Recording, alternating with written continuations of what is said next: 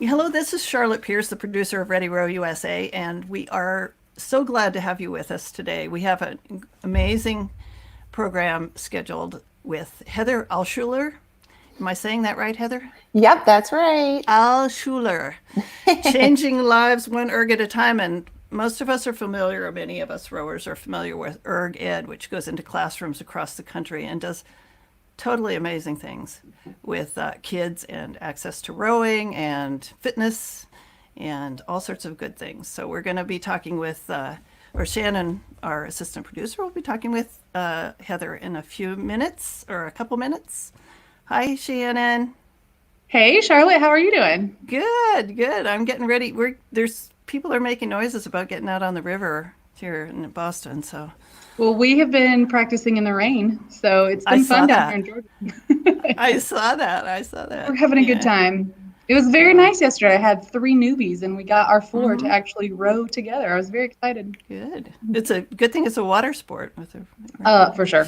yeah. Okay, so we're going to be talking. Well, actually, Kimberly Reynolds is not with us today. She'll be back next week with the rowing news, but Shannon and I will do the news in a couple seconds here. And we are inviting you to listen for the episode hashtag. We're trying to get people to listen a little bit longer, so it's toward the end of the show. But if you use it on social media, on Instagram, Facebook, or Twitter, primarily, but whatever else, Pinterest, I don't know, whatever. Oh, TikTok, that's the new one.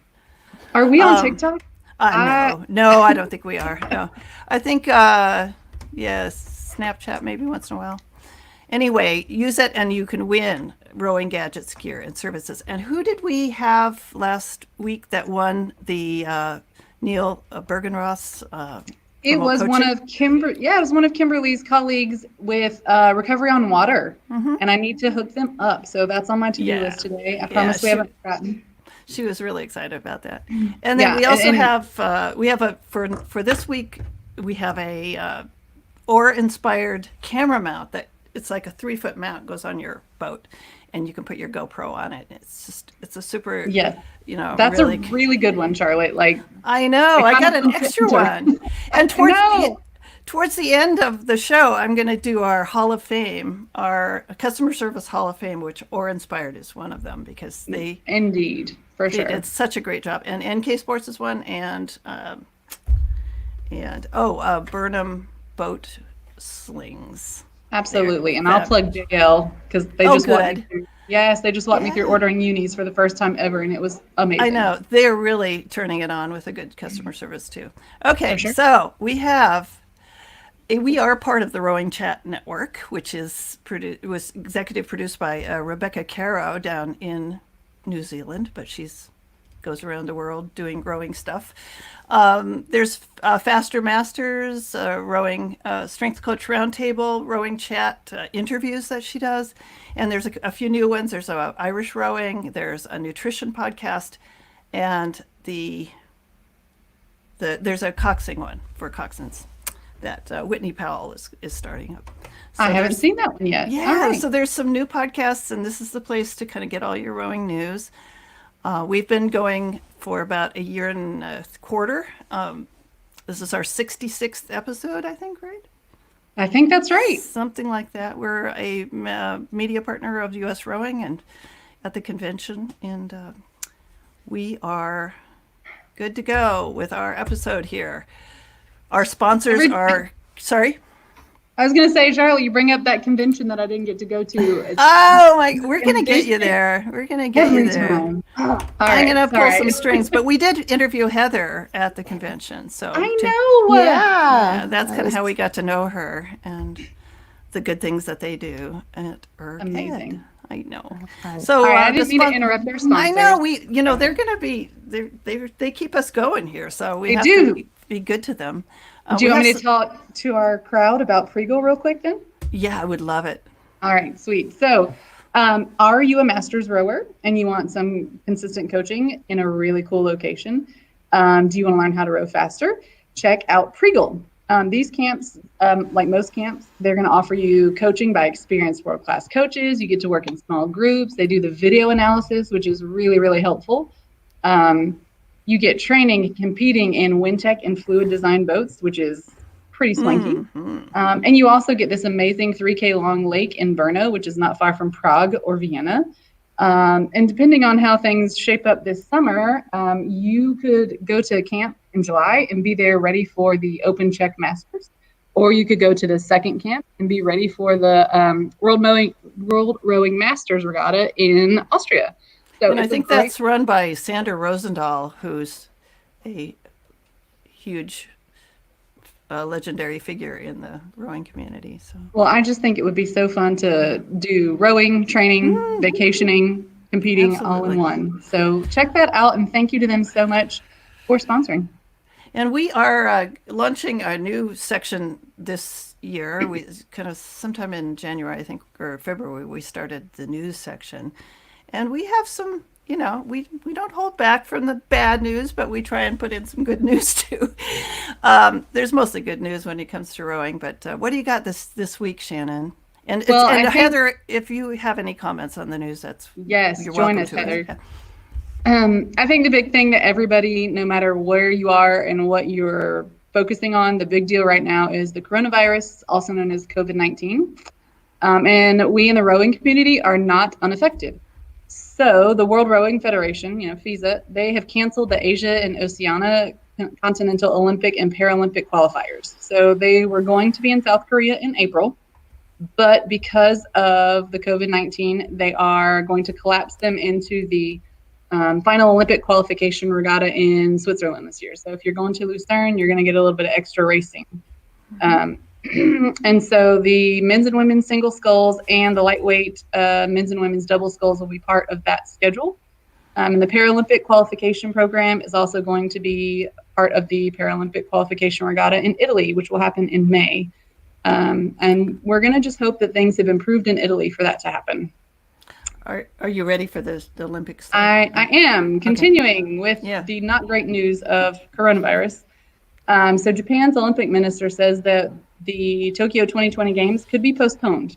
So Seiko Hashimoto says that the contract with the International Olympic Committee says you just have to have the games in 2020. So that sort of gives an out to maybe postponing it if the situation hasn't improved. Cool. But again, they want to do all that they can to ensure that everything goes ahead as planned, but they want to be as safe as possible. So under the hosting agreement, they have the right to cancel the games. The International Olympic Committee has the right to cancel the games. And right now they're looking at 254 cases of the coronavirus in Japan as of this morning.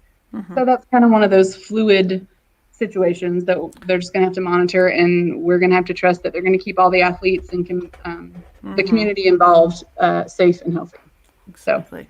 You hearing anything about that out there in Seattle, Heather? Yeah, I mean, Seattle's, we're kind of in the heat of it. So there's a lot going on locally here. But I mean, just from as an Olympic athlete in my past, that would be just such a difficult situation to hear about and figure out training wise, and, all of this investment in sort of your life and time. And of course, you have to just kind of put your faith into the IOC that they're going to make the best decision possible for everyone. But it's just a tough situation, and I hope everyone just keeps washing their hands. These are the times that try our souls. Right? Exactly. For sure. Okay, well, we will go on then to some fun news. I love these outfits that the Chinese team has. Do you want to talk about this team, Charlie, or you want me to take over? You can. That's all right. Okay. No worries. China has been in the news, but in the rowing news, there's a little bit of fun stuff. So the Chinese team is actually in Texas training. So they're at the Austin Rowing Club, and more than 60 of their members have been there since December. They're doing a camp to see who's got what it takes to compete. And Sir Steve Redgrave is actually helping out a little bit. So that's kind of cool. Nice. And I was reading in the articles that rowing is still sort of in its infancy stage, I'm assuming, in China. Heather, do you have information on that? Because I seem to see a lot of rowers from China. So I'm not sure. I believe it's in its infant stage. Yeah, well, the Olympics I competed in was the Beijing Olympics. So, at that Olympics, certainly China, the rumor was they were, having these grand rowing camps and everything like that. And I really don't know much about what's happened since I guess that was 12 years ago already. So I don't know. I mean, you hear about some teams and everything, but it's awesome that they're in Texas training, and for a couple months. That's a long training camp. But, Right. I saw the Shanghai University team at the head of the Charles last year, and I was doing interviews down there, and it was like they were so intense. You know, they were like, you know, okay, we're on the Charles River, and they did pretty well, I think. You know, at least that's fun. So they've been there doing strength and conditioning at Texas State and at the Austin Rowing Club. They've been doing a lot of stuff in Texas, and they're going to pick their Olympic team in May. So it's fun times in Texas if you're part of China Rowing. Good. Cool. And here is a piece from that Shannon found. It's Hudson is partnering with Hydro, the sort of Peloton of rowing machines, which actually I have one and I love it. It's something that gets me on the machine. You know, it keeps me on the machine. I said, you know, it's not just a little screen. It's like these people are on the river, and it's really great. But you know, I love all training is good, and not that I love erg training, but it's, you know, it keeps us going. But each hydro athlete is provided with a custom USB single for training, and they're going to be filming with a fleet of doubles and quads for on their live sessions that they have on their Hudson is making some pretty big investments in stuff down here in the States. So I row a Hudson, but my boat is so old, it's not part of their shark lineup. It's like the Megalodon or whatever, like old. And if people don't know, they're based in London, Ontario. London, Ontario, yes. But they did just open the Hudson US branch. So I think they're in Boston and in Florida somewhere. We covered that a couple of weeks ago. I know they're branching out into I think they're going to be part of our boat buying guide coming up in the next few weeks too. I love Hudson. I'm glad it's being visible. Yes, CRI has all Hudsons pretty much. I mean, some others, but you know, they did a huge buy of Hudsons not too long ago. Awesome. 5 years They ago. also have amazing customer service, so we'll plug them later in the show. Yes, awesome guys. Our other sponsor is Rowing Tales. It's a book series produced by Rebecca Caro. If you have a fun rowing story, send it to her because she'll put it in her next book. There's been 3 so far, and my Jim Dietz alligator story is in the 2019 one. So that's all I'm going to say. You just have to buy the book. But it's fun. You know, it's a good reprieve from you know, the news of the day. If you just want to read some rowing stories and have fun. I think we may have some comments or some viewers, Shannon. But anyway, I will. I'll pop off next, and you can talk to Heather about the Erg Ed. Okay. Awesome. Well, I'm so glad, Heather. Thank you for joining us. Thanks for having me. I'm excited. Yeah. So I teach at a high school. I coach juniors. So ergs in school and schools and getting kids engaged in rowing is definitely part of what I do on the daily basis. So I just think ErgEd is such a wonderful program that we wanted to just chat with you about. What is ErgEd? How do you do it? How do you get prepped for it? And what do people need to know about your program?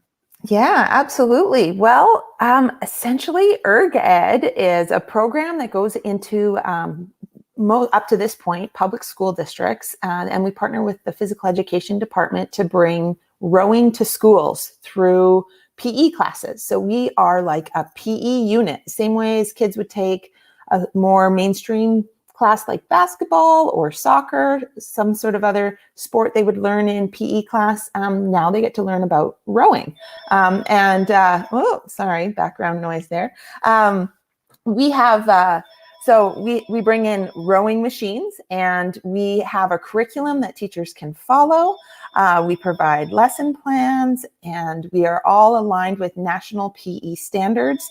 And we try and make it as easy as possible for teachers, the PE teachers, to actually bring in rowing to their students. So even if they're not rowers and have any history in rowing, they can bring rowing to their kids through the ErgEd program.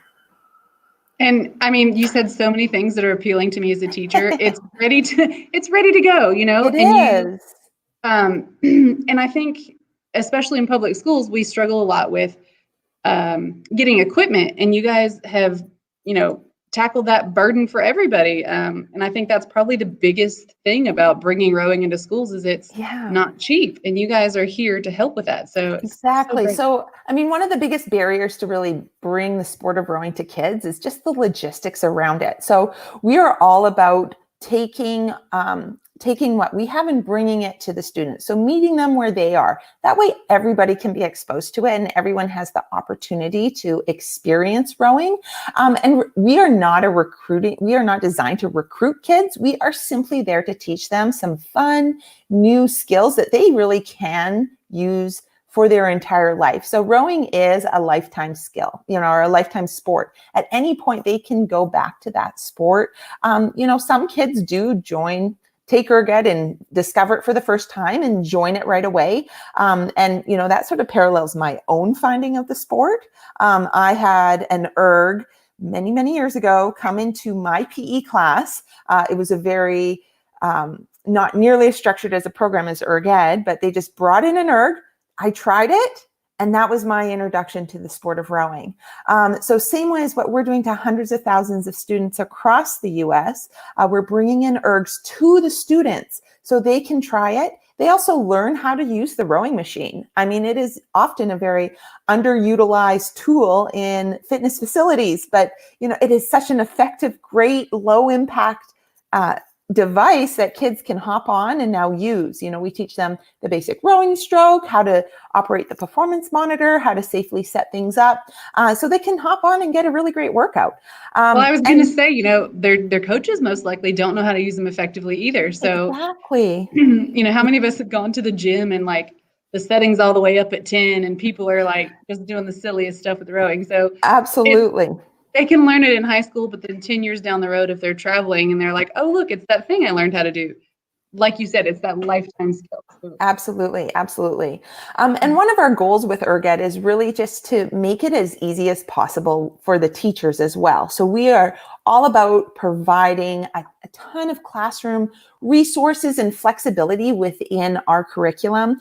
We understand teachers have so much on their plate. The last thing they need to do is have to pick up and learn an entire new sport and curriculum and feel a lot of stress with that. So we're all about making it as simple as possible for them. And there is our curriculum is set up to have flexibility. So we have two fundamental lessons that we want everybody to learn. The basic rowing stroke, and we do use Concept 2 rowing machines, and we do use the performance monitor, which really lends a lot of great opportunity for learning and use in the schools. The monitor gives so much output and feedback. You can do so much with it, even beyond just the physical education curriculum. I mean, there's just so many cross-curricular applications that can happen with the rowing machine that it can be really fun. And we've had lots of teachers expand it even beyond PE. So when we're in a school, science coming in and they're talking about forces with physics and, graphing things for math. And there's really just so many opportunities there.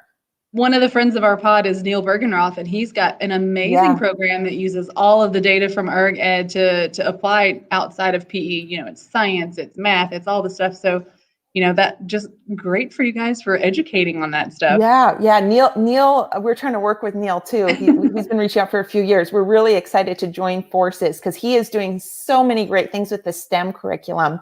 And we would love to combine, our PE curriculum with his STEM work, and it just taking over the schools with rowing, right? I know. I'm like, and all the science teachers breathe a sigh of relief at that. Right. So, great stuff. Yeah. Okay, so sort of take us through, you teach them the rowing stroke, you teach them the performance monitor, and then what are the kids doing and what is it that you're providing educationally for them to learn all this stuff? Yeah, so, we have 4 core lessons that sort of come after our first sort of 2 introduction fundamental lessons. So we bring them through and we have some worksheets that go along with it, some other activities. We have a science experiment that kids can talk about, creating like hypothesis about the different portions of the stroke. They get to break down, are their arms producing the most power, are their bodies, or are their legs, and really looking at just sort of the mechanics of the rowing stroke as well. And then we also have, we do a lot of teamwork stuff. We do personal goal setting. We also analyze self-perceived intensity. So, there's just a lot that we try and bring into our curriculum that's sort of beyond the basic arms, body, legs, drive, and recovery sort of basic rowing lingo. We want kids to have fun, and we get a lot of feedback from this unit, and we hear time and time again that ErgEd is really the first time some of these kids have really participated in PE, and many times teachers say, "Wow, I've never seen that student sweat before or work so hard before." And it's just speaking so of sweating, fun to see. Yeah, no, we had a comment actually. Someone wants to actually bring the machines into the classroom, and great yes, question. right? So we have we've sort of done 20 rowing machines as a class set. We found 20 to be a pretty good number for most size classes. We try a goal to have about one machine for every 2 students. However, we operate in classes all across the country. So we have seen everything from small classes where everyone gets one machine to, over 3, 4, or 5 students per one machine. So our curriculum and our lessons provide enough variability that we can really fit into any situation we find ourselves. We are going into the schools. We are going into the classrooms. We are going to all the students, so all the students can have an opportunity to try this and an opportunity to participate. And you provide, I think as part of the process, you have to sort of identify someone who's going to help maintain these machines, right? And you provide them training and... Yeah, so our program is built off of sort of 2 key elements. So we have train the trainer model. So we are going in, and the PE teachers are the ones that are teaching this curriculum. The PE teachers are the ones that, are the experts with the kids. And we're just giving them sort of the content and the skill to share with their students that they know best, and they know how most effectively to share with them. And then we also have that equipment sharing model. So to make it really sustainable and affordable, we just need one set of rowing machines, and they rotate around a school district and typically reach about 2,000 students a school year. So about 2,000 students can go through the program in a comfortable pace by rotating the rowing machines every few weeks, depending on the size of the school, from one school to the other. This is in terms of the maintenance of machines, we typically partner with both the school district and the local rowing community. And the local rowing community really plays a great supportive role in connecting students from the classroom to the boathouse, since there are students that are going to discover the sport for the first time and want to join up right away. The boathouse plays in a really important role in that. So most of our situations, and again, we are in a lot of different districts, so every district just presents itself with its different situation. But in most of our districts, our rowing community is the one who are moving the machines, which really is only about once a month or so, because they're there for a few weeks, and then we rotate them out. And kids are so excited to see them when they come. And we don't want them there for such a long time that they just sort of get pushed to the side and start developing dust. We're keeping them there so they can experience this indoor rowing unit, and then they'll transfer over to the next school. Yeah. Get those kids exposed to it. Exactly. So I think you kind of hit the next slide about connecting to the community and participation, lifelong fitness. I love this graphic that you've got about the program is unique and how it connects the classroom to their community. So Charlotte, if you'll flip over to the next one, actually. One back, please, Charlotte. I love. Yeah. I think we moved it. Yeah. So tell us where you guys are. Yeah, so we are across the U.S. Primarily, we are centered out of Seattle. That's where we started 9.5 years ago as a small little pilot in just 3 schools in the Seattle public school system, and we have since expanded to Seattle being our sort of home and birthplace. We actually run 3 sets of rowing machines every day in the Seattle public schools. So even today, there's 3 schools participating in ErgEd, and we are in every middle school within Seattle. So all students from 6th to 8th grade are yet to experience the ErgEd curriculum. We've also expanded to quite a few different locations through Washington. We are actually up to 6 locations in Washington now. That map's dated as of like 2 weeks ago. We just added 2 more locations. We're in Portland and a few locations in California. We're in Michigan and Chicago, Memphis, and Pennsylvania. So we are slowly expanding. We have 2 ways that we expand. So the George Pocock Rowing Foundation funds expansion through Washington State and sort of in through just the Pacific Northwest in general. And so we are looking to really just fully saturate sort of Bellingham, which is the Canadian border, all the way through Portland and all the different communities that have rowing available in their communities. And then we're also growing nationally with our partnership through US Rowing. So every year we expand to 2 new locations through our US Rowing ErgEd Grant system. So we have our grant open right now, and interested school districts or community boathouses, or even we have some parks departments that are interested in starting ErgEd as well, which could also be a pretty good fit. They can apply for the US Rowing Grant, which right now the grant is open until April 3rd. And through this grant process, if you are selected, the community receives a class set of rowing machines, which is 20 ergs. Plus we come in and we set up the program, train the teachers. You receive all of our school curriculum and resources. So you can get ErgEd up and running in a very sustainable way that really connects students from the classroom to the boathouses, and really creating that, just those opportunities that otherwise wouldn't exist within our sport. Right. So as we kind of wrap up, I know that the application process is not really very burdensome, I don't believe, but you do host some sort of how-to clinics, I think, on finishing the application. Do you have dates for those laid out for people? So we have 2 more calls that are scheduled. So one is this Friday at 8 a.m. Pacific time. So at 11 Eastern. And you can find the RSVP links on our website, which is pocockfoundation.org.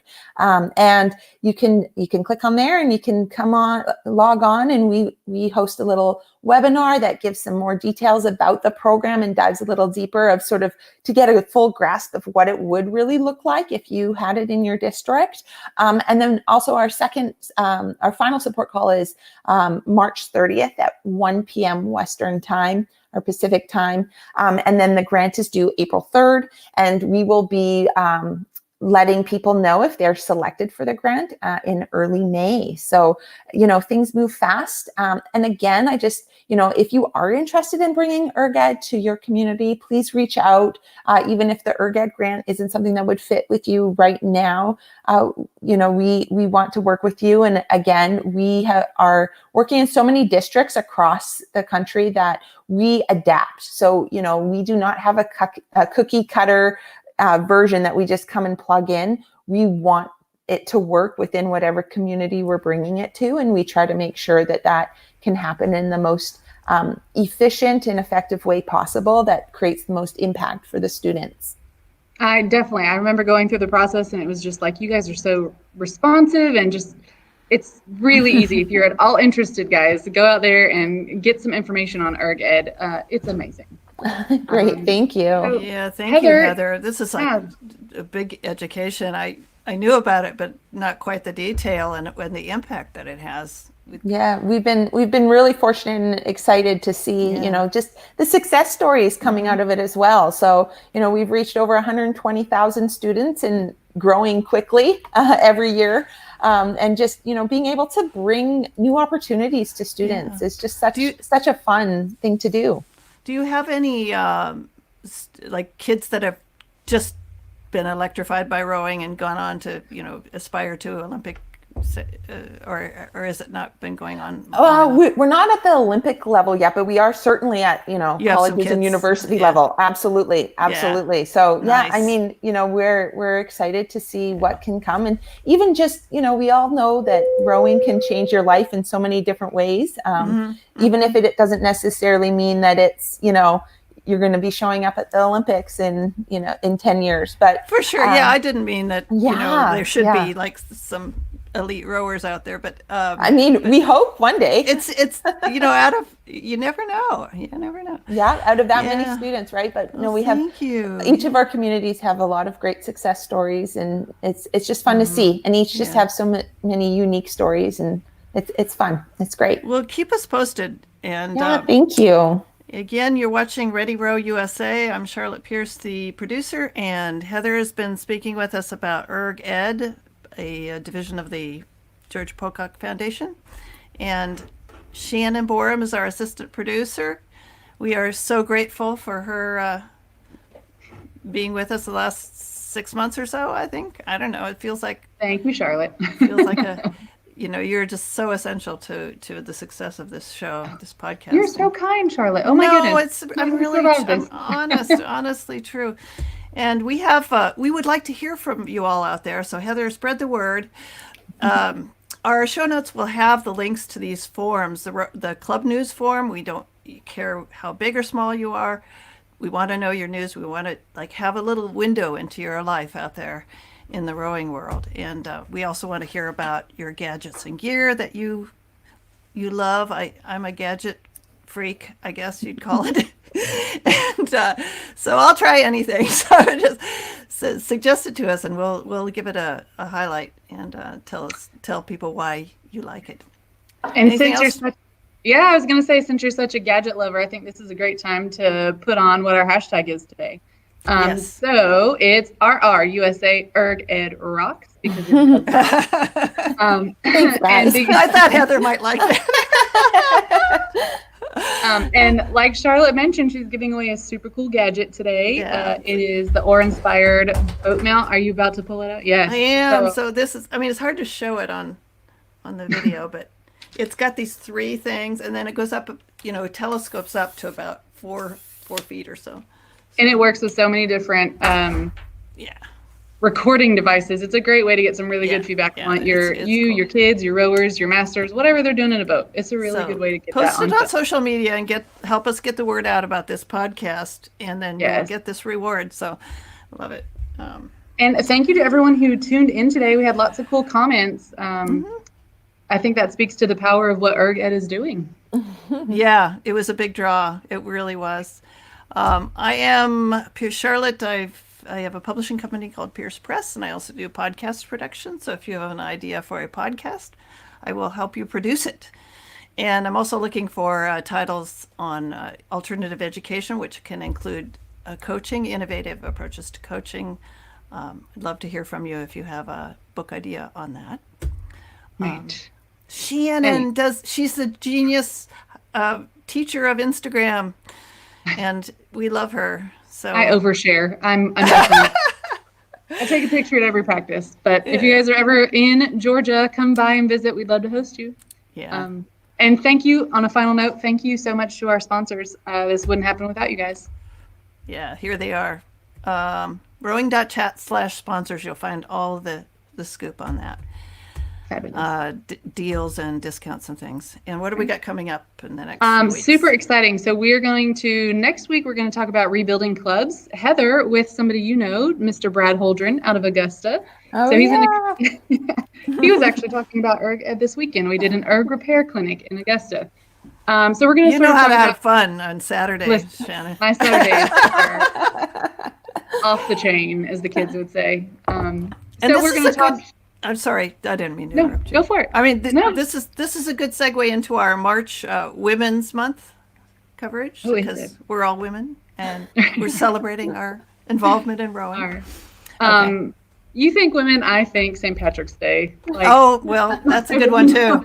It's a good one too. I mean, women celebrate. So I'm really excited that we are going to have Kieran McCarthy on. Kieran, I added in Kieran McCarthy. He wrote Something in the Water about the Skibbereen Boat Club. So if you know what it means to pull like a dog, you will love this episode. It'll be the day before St. Patrick's Day. I love it. And then we just have so much stuff coming in the rest of the year that we're very excited about. So keep joining in, keep tuning in and listening. And on that note, I think it's time for us to finish up. And we can do our Saturday Night Live outtake, or chatter out. Oh, right. Okay. Chatter. I always wanted to pull that off, but I don't know exactly how to do it on a podcast. I don't either. Okay, end broadcast. All See right, y'all. thank you, Bye. Bye.